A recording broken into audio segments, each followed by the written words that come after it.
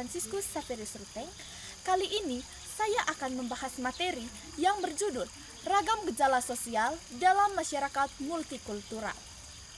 Indonesia sebagai negara dengan beragam suku, agama, ras, dan antar golongan atau sara merupakan contoh nyata masyarakat multikultural. Keberagaman ini meski indah juga memunculkan berbagai gejala sosial yang perlu dipahami dan dikelola dengan bijak. Presentasi ini akan membahas beberapa gejala sosial tersebut, baik yang bersifat positif maupun yang bersifat negatif. Yang pertama, saya akan membahas gejala sosial positif. Yang termasuk gejala sosial positif adalah yang pertama, integrasi sosial. Integrasi merupakan proses penyatuan berbagai kelompok dalam masyarakat yang berbeda latar belakangnya menjadi satu kesatuan sosial yang harmonis. Contohnya, perayaan hari besar keagamaan bersama-sama, kerjasama antar komunitas dalam kegiatan sosial, dan perkawinan antar etnis. Integrasi sosial memperkuat rasa kebersamaan dan solidaritas. Yang kedua, akulturasi budaya. Akulturasi adalah proses perpaduan dua budaya atau lebih yang menghasilkan budaya baru tanpa menghilangkan ciri khas masing-masing budaya asal. Contohnya, perpaduan musik tradisional Jawa dengan musik modern, penggunaan bahasa Indonesia sebagai bahasa persatuan, dan perpaduan kuliner dari berbagai daerah.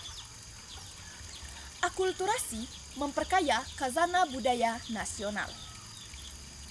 Yang ketiga, toleransi dan kerukunan.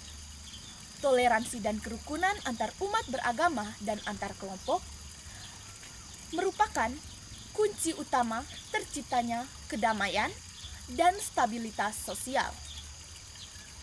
Contohnya, saling menghormati, tempat ibadah, kerjasama dalam menjaga keamanan lingkungan, dan saling membantu saat kesulitan. Toleransi dan kerukunan menciptakan suasana yang kondusif untuk kehidupan bersama. Selanjutnya, saya akan membahas gejala sosial negatif. Yang termasuk gejala sosial negatif adalah yang pertama, diskriminasi. Diskriminasi adalah perlakuan yang tidak adil terhadap seseorang atau kelompok berdasarkan sara, jenis kelamin, atau latar belakang sosial ekonomi.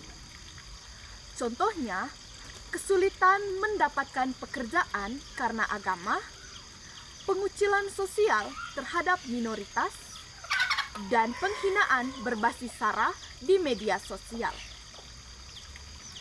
Diskriminasi dapat memicu konflik dan perpecahan. Yang kedua, konflik sosial.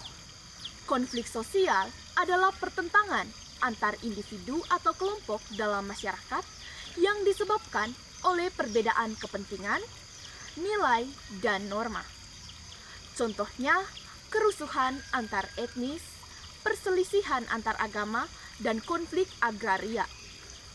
Konflik sosial dapat menimbulkan kerugian materi dan non-materi yang besar. Yang ketiga, radikalisme.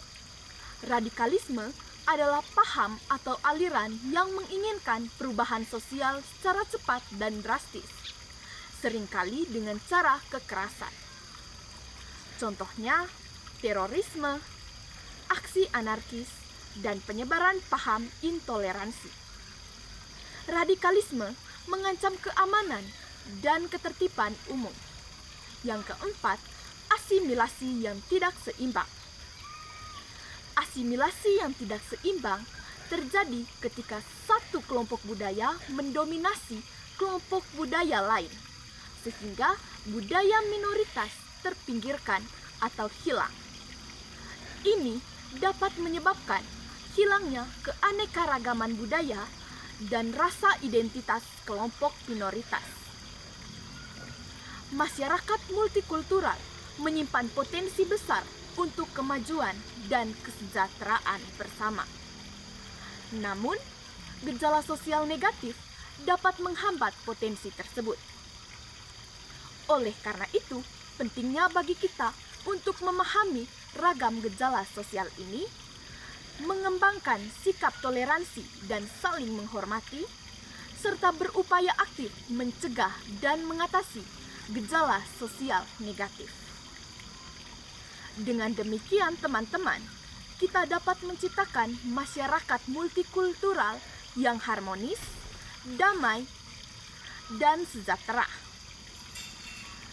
Dari materi ini, kita dapat mengambil kesimpulannya bahwa keberagaman dalam masyarakat multikultural merupakan anugerah yang perlu disyukuri dan dikelola dengan baik. Dengan pemahaman yang tepat dan komitmen bersama, kita dapat memaksimalkan potensi positif dan meminimalisir dampak negatif dari ragam gejala sosial yang ada. Sekian saja pembahasan materi dari saya. Semoga bermanfaat bagi kita semua. Terima kasih.